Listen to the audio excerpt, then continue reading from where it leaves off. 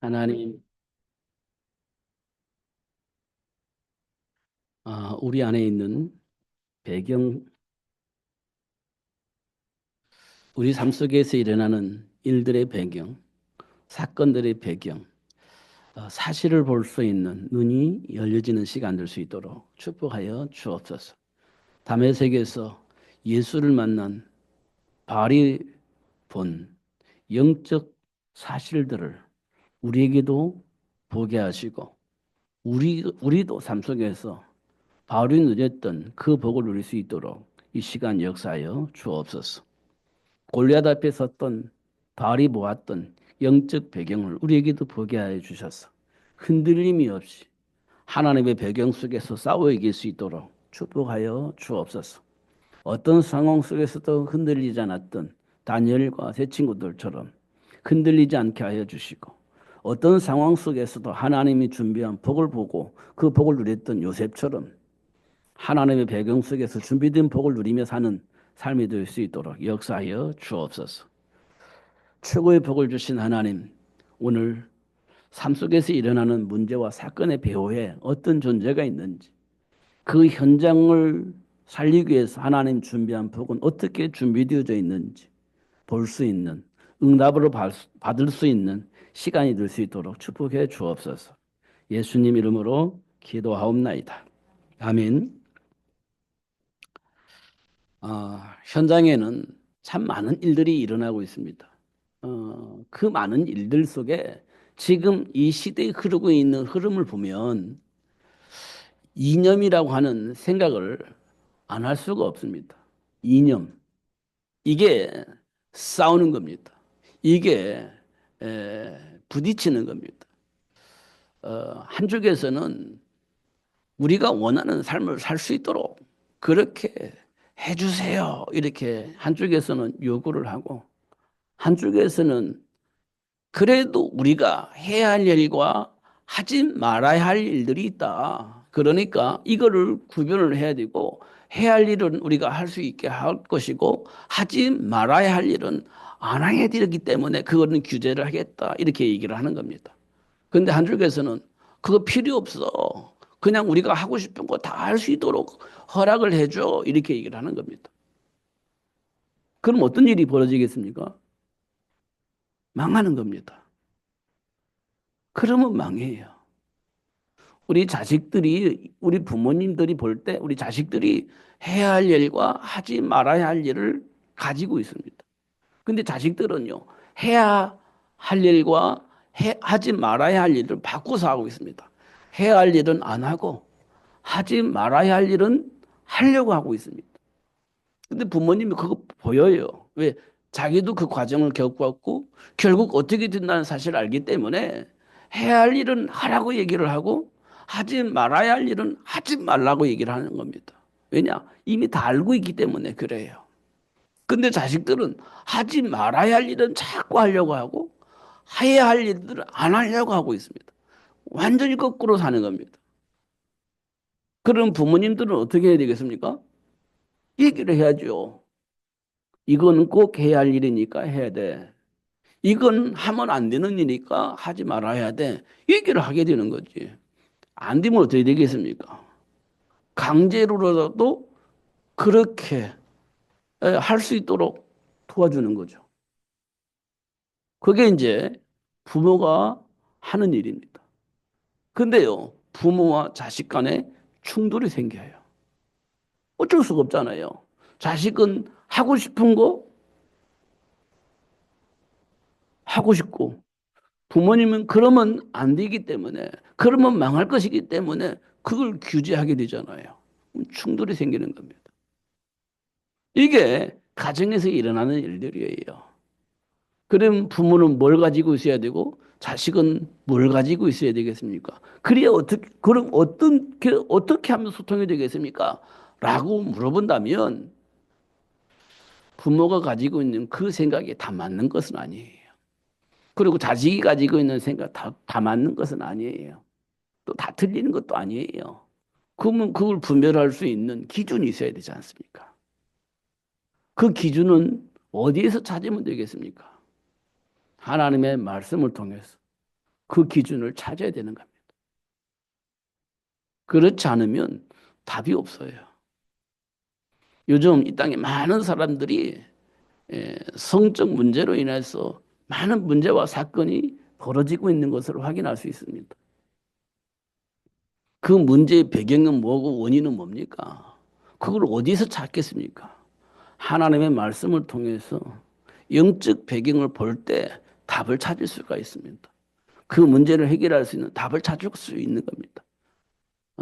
그잖아요. 그 원인을 하나님의 말씀을 통해서 찾지 않으면 원인을 찾을 수가 없어요. 하나님의 말씀을 통해서 그 원인을 그 문제를 해결할 수 있는 답을 찾을 수가 있는 겁니다. 음, 단순히 인격의 문제가 아니에요. 지식 유무의 문제가 아닙니다. 영적 배경이 문제인 겁니다. 하나님의 말씀을 통해서 그걸 확인할 수 있습니다. 근데 영적 배경을 빼면 원인이 뭡니까? 없어요. 진짜 원인은 없는 겁니다.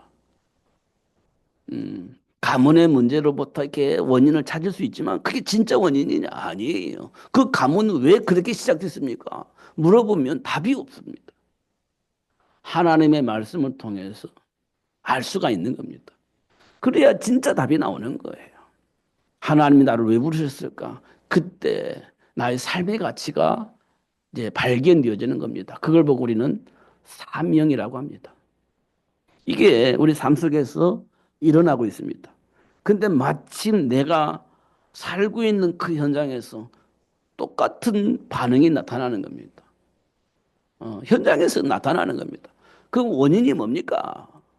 배경이 뭡니까? 라고 물어볼 때 하나님을 떠나 있는 사람이 살고 있는 그 가문 문제. 이게 나오는 거죠. 하나님을 떠나 살았던 그 가문의 문제, 그 영적 배경이 지금 내가 살고 있는 현장에서 만난 그 사람의 배경입니다. 결국 가문의 문제처럼 보이지만 하나님을 떠나 있는 그 가문의 문제예요. 그게 지금 내가 살고 있는 현장에서 만난 그 사람에게 배경이 있는, 그 사람의 배경인 겁니다. 하나님 만나야 되는 거예요. 하나님을 떠나서 하나님의 배경을 모르게 만드는 그 사단의 문화에서 우리가 빠져나와야 되는 겁니다. 그래야 우리가 답을 얻을 수 있는데 우리는 말로는 이해가 됩니다. 그러나 성경을 통해서 그 답을 얻게 되어지는 겁니다. 그때 우리가 진짜 해방이 되는 거예요. 진짜. 이런 것도 우리가 확인할 수가 있습니다. 근데 지금 우리가 삶 속에서 어떤 기준을 가지고 사느냐.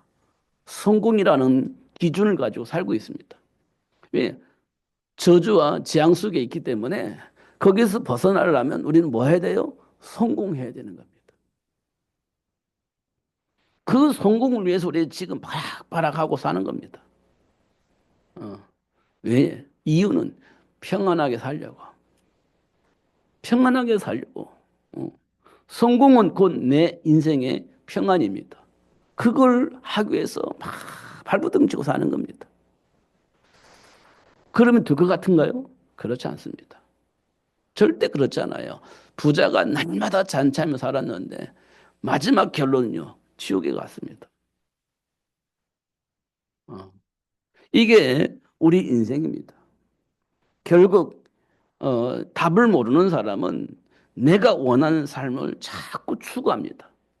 하나의 말씀 무엇이에요? 내가 원하는 거, 내가 원하는 거, 그거 하는 겁니다. 그래야 평안하고 행복하다고 생각을 하는 겁니다. 그러니까 하나님의 말씀이 잘 내 안에 안 들어와. 왜? 내가 하고 싶은 일을 하고 싶으니까. 내가 원하는 삶을 살고 싶으니까. 하나님의 말씀이 내 안에 안 들어와요.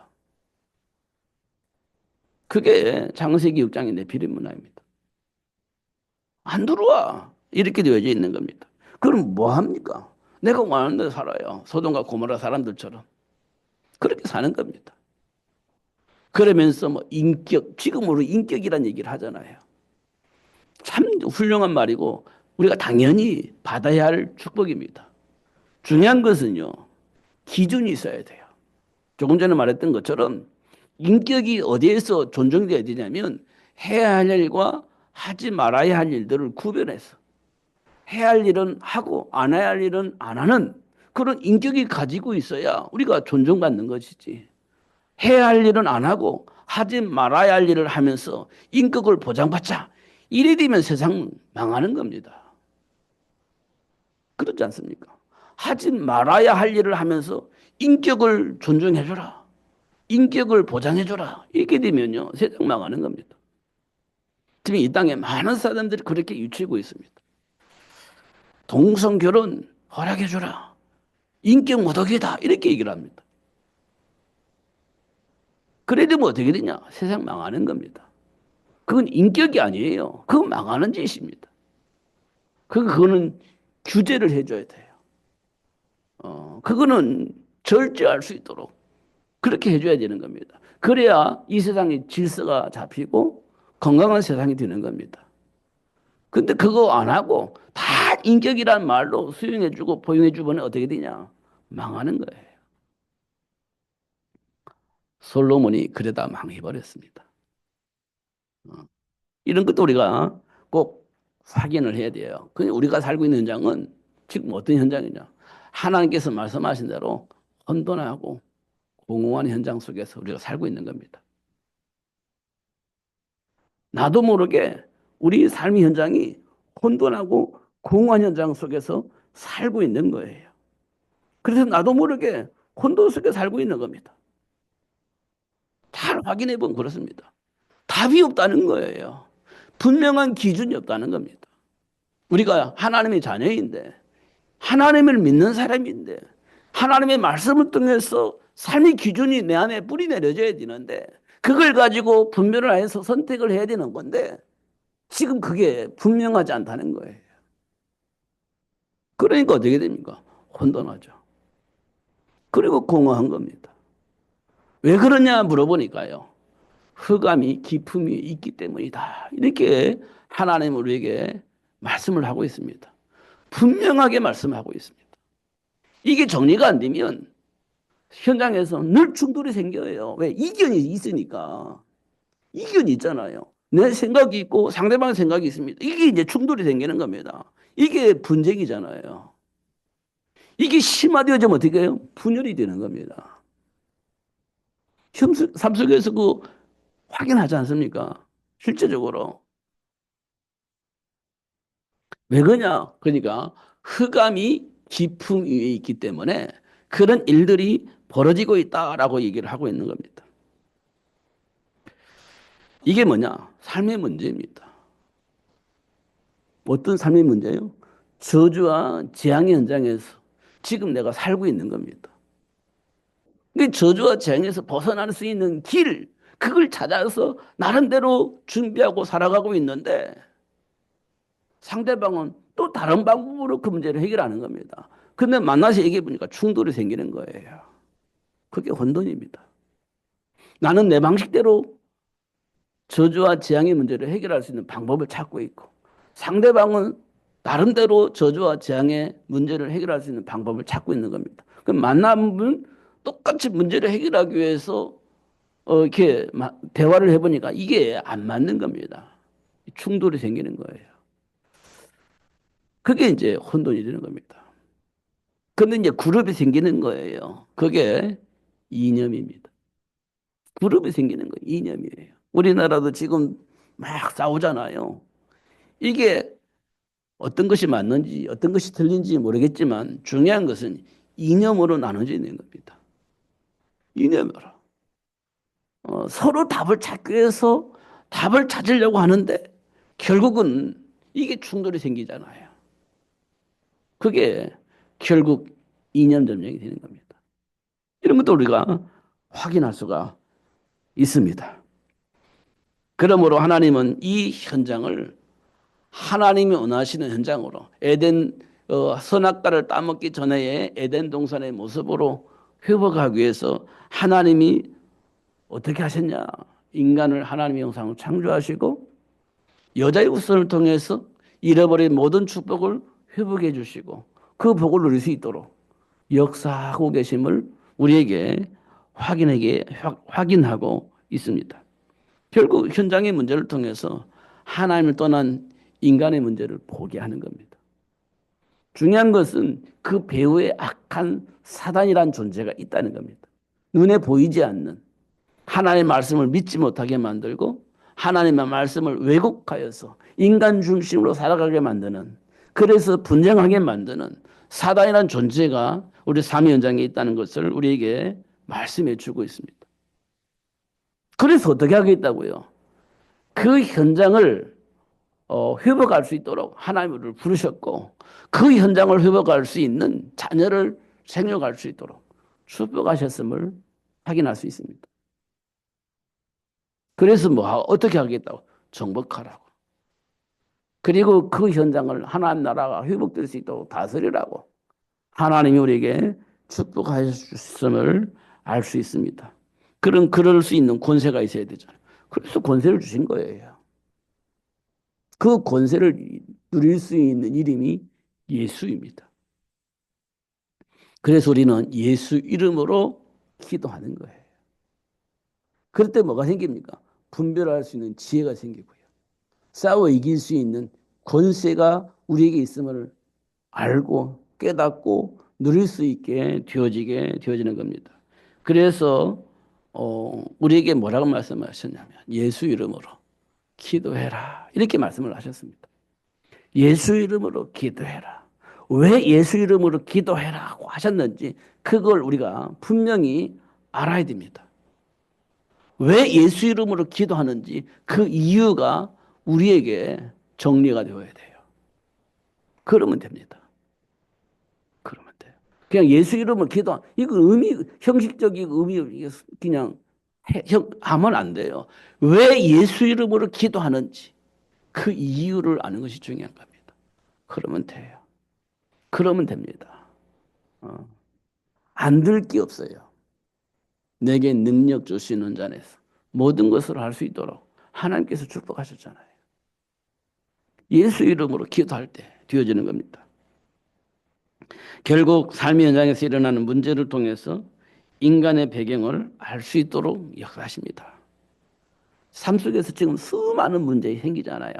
한 개 만나서 포기하고 싶고 막 갈등 속에서 내 안에 있는 이 분노를 어떻게 해야 될지 알지 못하여서 막 스트레스 받고 많은 일들이 있잖아요. 중요한 건 인간관계에서 일어나는 일들입니다. 이게 환경에서 일어나는 게 아니에요. 인간관계 때문에 일어나는 일들입니다. 막 분노가 일어날 때 인간관계 때문에 일어나는 거지. 내 삶 속에 한계를 느낄 때 인간관계 때문에 일어나는 겁니다. 이 문제의 원인이 어디서 왔습니까?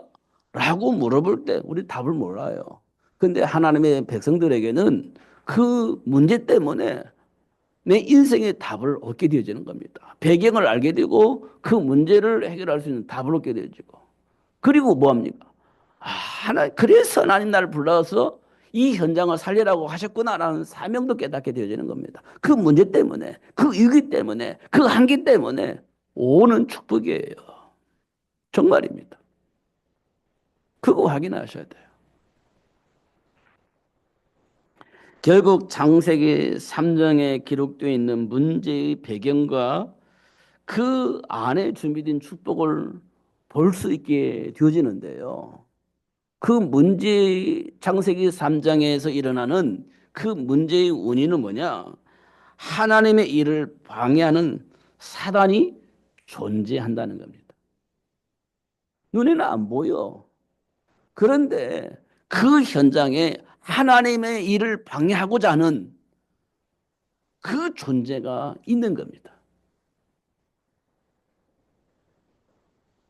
창세기 3장 보니까 그래 돼 있잖아요. 사단이 뱀을 이용해서 아담과 하와를 찾아와서 확인하고 공격하잖아요. 눈에 보이지 않아요. 뱀을 통해서 들어오는 겁니다. 공격하는 거예요. 하나의 말씀을 알고 있는지 모르고 있는지 확인을 하는 겁니다. 사단이 그러는 거예요. 진짜 내게 주어진 복이 무엇인지 알고 있는지 모르고 있는지 내가 어떤 신분인지 어떤 권세가 있는지 그걸 알고 누릴 수 있는 그런 삶을 가지고 있는지 그런 답을 가지고 있는지 확인하는 겁니다. 사단이 그렇게 공격을 하는 거예요. 그런데요, 왜 당했냐? 하나님이 인간에게 준 정체성에 대해서 모르고 있었다는 겁니다. 내가 어떤 존재인지를 모르고 있습니다. 그러니까 당할 수밖에 없는 겁니다. 그게 창세기 3장이에요. 지금 내가 누구인지를 몰라. 그러니까 육신적인 공격을 하니까 환경을 통해서 부정적인 생각을 통해서 공격을 하니까 그냥 내가 하고 싶은 대로 살면 된다라고 착각을 하게 만드는 사단에게 공격당하면 그게 진짜 내 인생인 줄 알고 그게 답인 줄 알고 그렇게 살게 만드는 겁니다. 내가 누군지를 모르면. 그게 창세기 3장에서 하나님이 우리에게 보여주시고자 하는 내용입니다. 그리고 나서 하나님이 우리에게 주신 축복이 뭡니까? 본래 하나님이 인간에게 주신 정체성의 축복을 알리고 그 복을 누릴 수 있도록 역사하셨잖아요. 어떻게 해요? 여자의 후손을 통해서.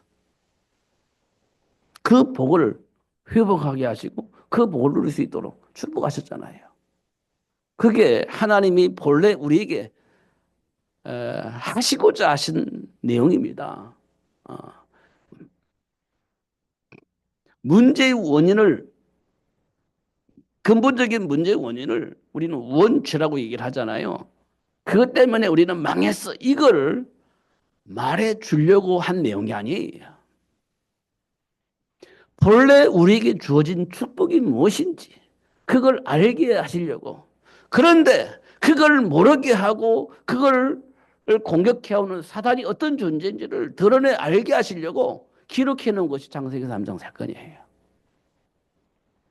그러니까 우리가 잘못 오해를 하니까 가문의 문제, 뭐 부모의 문제, 뭐 자식의 문제, 자꾸 문제를 가지고 해결하려고 하잖아요.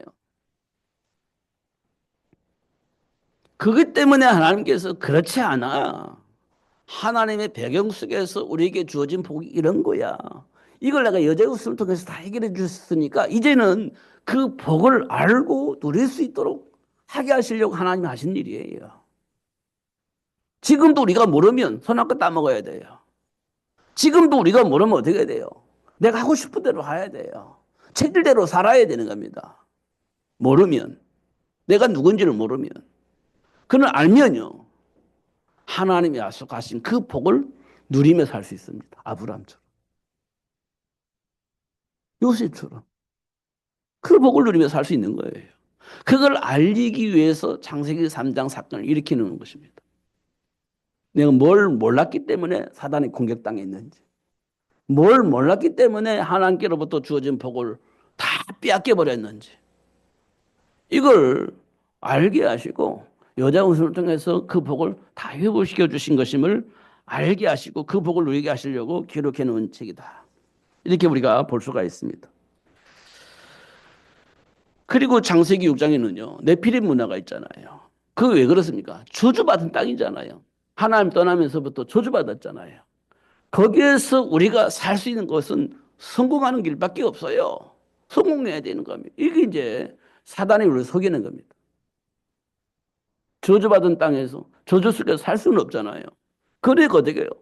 네 힘과 능력을 가지고 이걸 극복해서 살아남는 거야.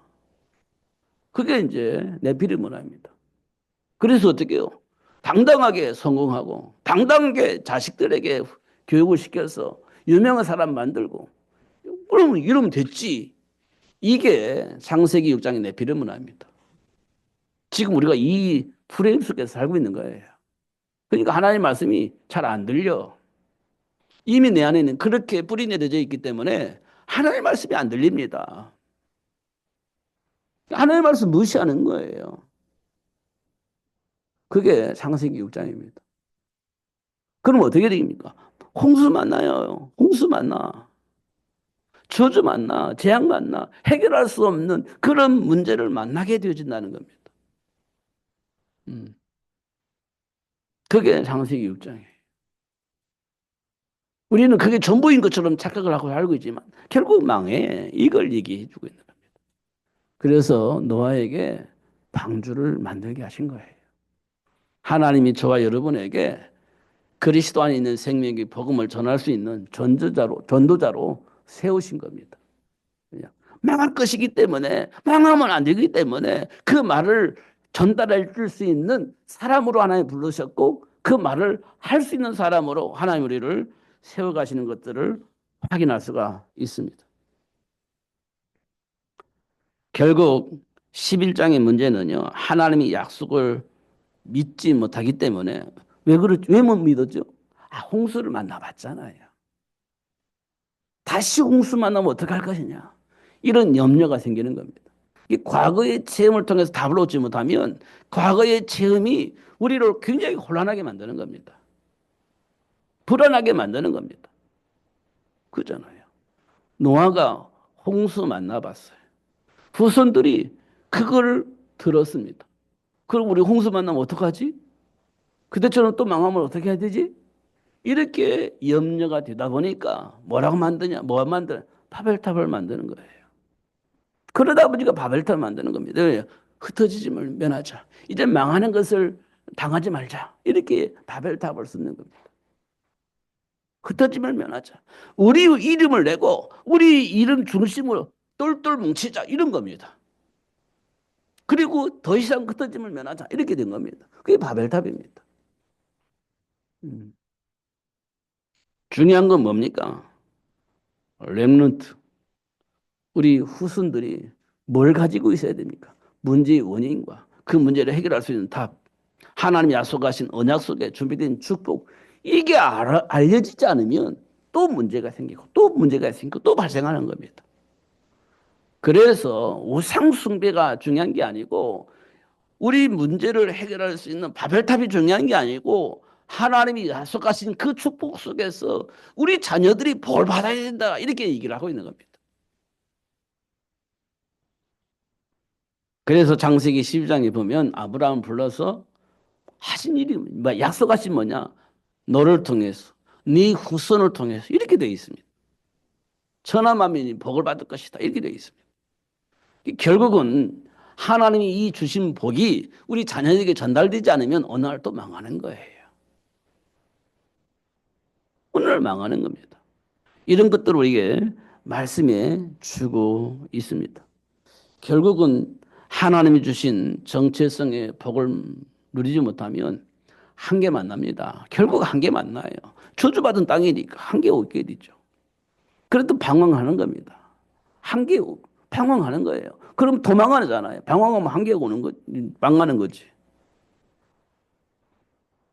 그때 사람들은 어떤 생각 속에 사냐? 에라 모르겠다. 이렇게 사는 겁니다. 에라 모르겠다고 사는 거예요. 이 말은 뭐냐? 그냥 사는 거예요. 삶의 규모가 완전히 깨져버리는 겁니다. 준비 안 해요. 그냥 사는 거니까. 아무것도 준비 안 해요. 그냥 사는 거니까. 될 대로 되라며 사는 거예요. 왜냐? 몰라. 그렇게 살고 싶어서 그렇게 하는 게 아니라 몰라. 내가 왜 그러는지 모르는 겁니다. 그래서 뭐 할 수 있는 게 아무것도 없어. 그냥 될 대로 되는 겁니다. 그렇게 사는 거예요. 그럼 어떻게 되겠습니까? 완전히 망하는 거죠. 이런 현장들을 좀 저는 보는 것 같습니다. 현장에서. 오늘 랩런트를 보면 될 대로 되라 하면서 사는 것처럼 느껴져요. 정말 저는 안타깝거든요. 사실은.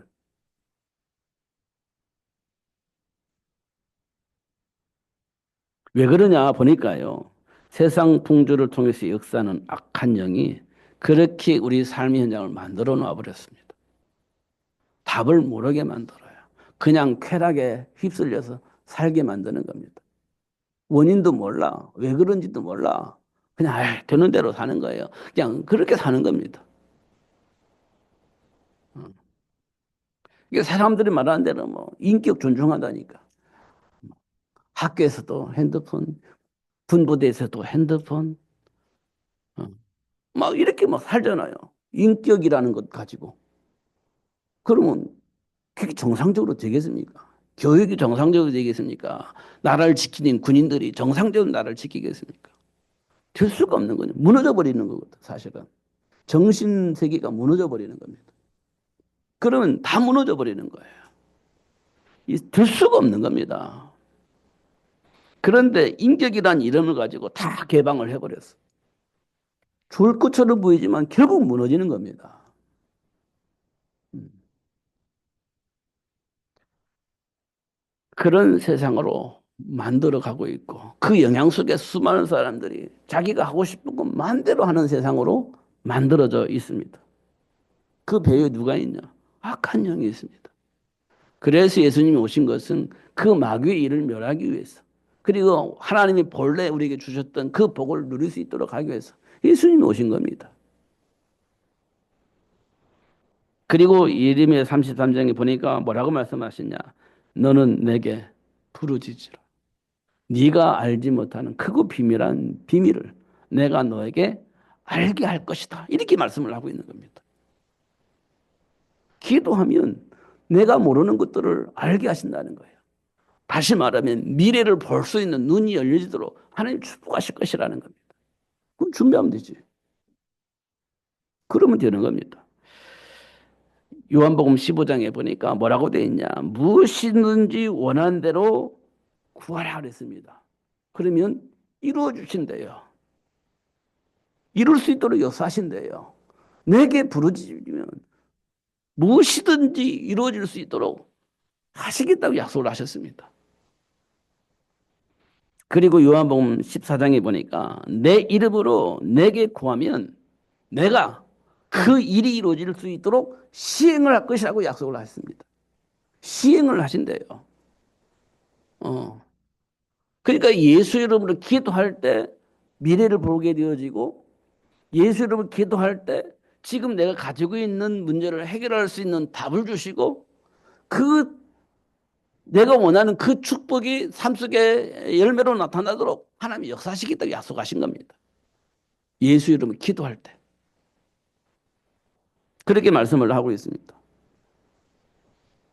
그리고 하나님께서 우리에게 주신 최고의 축복은 미래를 준비할 수 있도록 하셨어요. 우리 인생의 미래는요, 세계 복음화입니다. 땅끝까지 이 복음이 증거되도록 하나님 역사하십니다. 우리 인생의 미래는 이 일에 맡겨진 겁니다.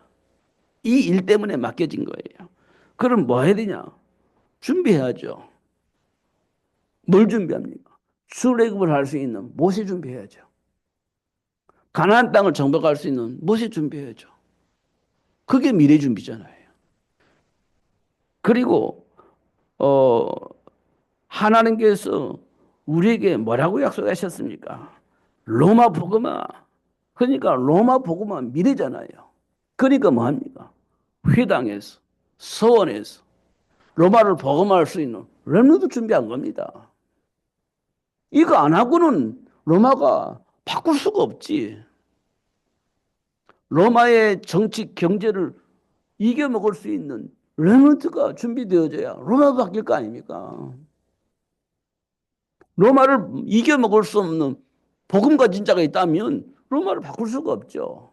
로마를 이겨먹을 수 있는 복음 가지고 있는 자가 준비되어져야 되는 겁니다. 그래야 로마를 이겨먹을 수 있잖아요. 사도 바울은 그걸 알았습니다. 그래서 회당에서 준비된 사람 찾아서 훈련시켰습니다. 서원에서. 뭘 했습니까? 공부시킨 거지. 정치를 이겨먹을 수 있는 전부가 만들고 경제를 이겨먹을 수 있는 전부가 만드는 겁니다. 그게 서원입니다. 그건 뭡니까? 교육시킨 거예요. 공부시킨 거예요. 그래서 뭐합니까? 로마를 바꾼 거죠. 사실인지 아닌지 모르겠습니다만은 옛날에 저도 들었던 얘기고 요즘 또 나오는 얘기입니다. 어, 우리나라의 정치를 바꾸기 위해서 어떤 사람이 돈을 들여서 교육시켰다. 이런 얘기를 많이 들었습니다. 음, 어떤 경제인은 자기 회사를 위해서 돈을 들여서 어, 인물을 키우는 겁니다. 이런 소식을 많이 들었습니다. 그래서 어떻게 했냐? 인물을 만들어서 자기 회사를 위해서 충성할 수 있도록 만들어버린 겁니다. 대부분은 법조인들이 그렇게 훈련받았다. 이렇게 들었습니다.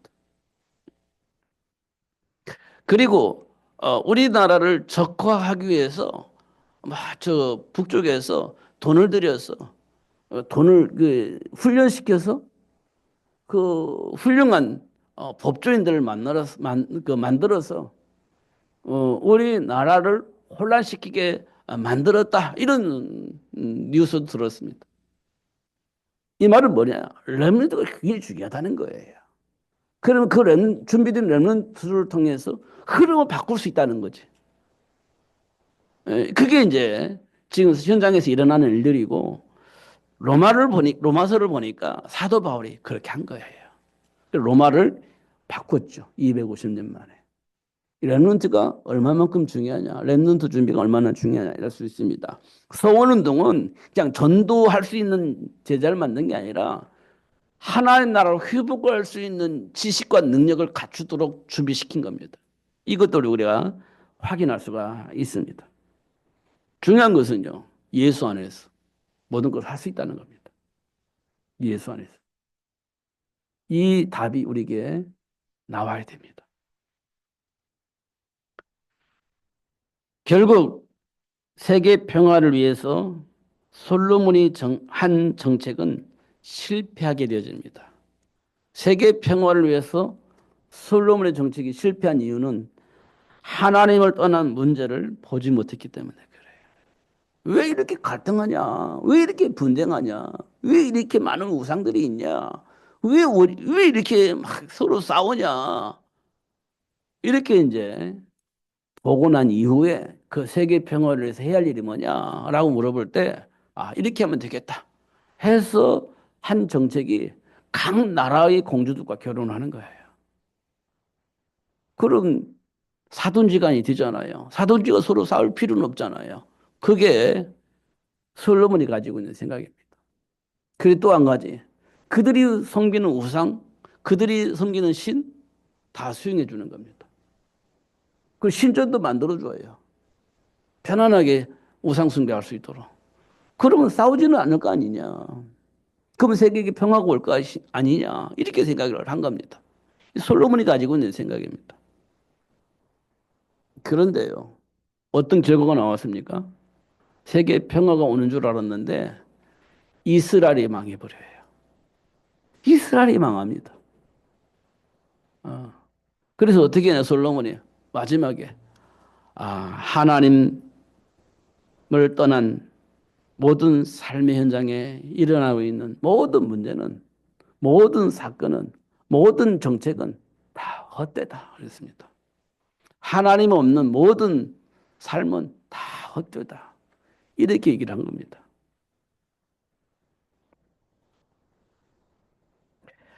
하나님이 우리에게 주신 정체성의 축복은 생명을 살리는 겁니다. 어떤 생명? 하나님과의 관계가 회복되어져 있는 그런 삶을 살게 만드는 겁니다. 생명은요, 하나님 관계 회복을 말하는 겁니다. 하나님과의 관계가 회복되지 않으면 망하는 거예요. 에베소서 2장에 이렇게 되어 있잖아요. 허물과 죄로 죽었던 이 말은 하나님을 떠나버렸다는 겁니다. 그걸 다시 회복시켜 주는 겁니다. 그게 생명 운동입니다. 그래서 이 회복을 위해서 하나님 우리를 부르셨고 우리를 향해서 너희는 가서 모든 민족을 제자로 삼아라. 온 천하에 다니며 만민에게 이 복음을 증거해라. 그리고 이 복음을 증거할 수 있는 렘넌트를 키워서 파송해서 현장을 살려라. 이게 예수님께서 부활하신 이후에 우리에게 주신 메시지입니다. 진짜입니다, 이거.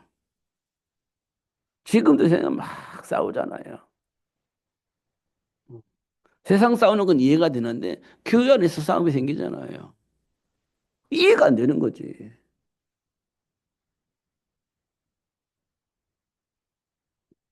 하나님 우리에게 주신 축복은요, 사탄의 모든 일을 정복할 수 있는 복을 주신 겁니다.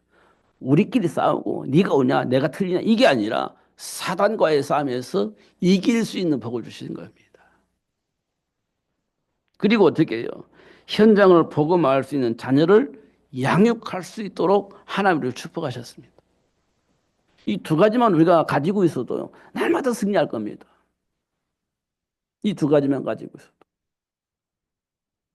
근데 이게 잘 안 될 겁니다. 왜냐? 이미 우리는 사단에 의해서 만들어진 문화 속에 길들여져 있기 때문에 그 문화 속에서 길들여져 있기 때문에 하나님의 말씀이 잘 안 믿어지고 그렇게 잘 안 사라질 겁니다. 그럼에도 불구하고 하나님 우리를 부르셔서 그 복을 누릴 수 있도록 역사하고 계신다는 겁니다. 이걸 보면 하나님이 하나님의 자녀를 위해서 삶의 현장에 뭘 준비하셨는지 그 복이 무엇인지 볼 수 있도록 그렇게 하실 겁니다. 조금 전에 우리 권사님이 기도했던 것처럼 감춰져 있는 부활을 보게 되면 생각이 바뀌는 겁니다. 땅에 감춰져 있어. 그 부활을 보면 생각이 바뀌는 겁니다. 그리스도 안에 있는 생명의 복음을 알면 골리앗 앞에 있는 다윗이 생각이 바뀌는 겁니다. 그잖아요. 바뀌는 겁니다. 하나님 우리에게 그렇게 축복하실 것이고 결국은 우리를 통해서 세상 모든 사람이 살아날 수 있도록 하나님이 역사하실 것입니다. 그게 우리 삶 속에 준비된 축복이에요. 그 복을 누렸던 사람이 이삭이에요. 백배 복을 받잖아요. 그 복을 누린 사람이 요셉입니다. 형통하게 되잖아요. 결국은 애굽의 총리가 되어져서 모든 사람의 생명을 살리는 일을 할 수 있도록 역사하시잖아요. 하나님이 저와 여러분의 주신 축복입니다. 누리면서 승리하시는 여러분 되시기를 예수님의 이름으로 축복합니다. 기도하겠습니다. 하나님 아버지 감사합니다. 오늘 또 하나님께서 우리에게 주신 최고의 복을 보게 하시고 또 알게 하시고 또 인정할 수 있도록 은혜를 베풀어 주셔서 하나님의 배경 속에서 준비된 복을 누릴 수 있도록 역사해 주시니 감사합니다. 결코 흔들림이 없이 누리면서 살 수 있도록 성령으로 충만하게 하여 주옵소서. 현장을 하나님 나라로 회복할 수 있도록 그리고 세계를 복음할 수 있는 자녀를 양육할 수 있도록 복을 주신 하나님 기도할 때마다 응답하시고 역사해 주시되 삶 속의 열매를 통해서 확인되어지도록 축복해 주옵소서. 예수님 이름으로 기도하옵나이다. 아멘.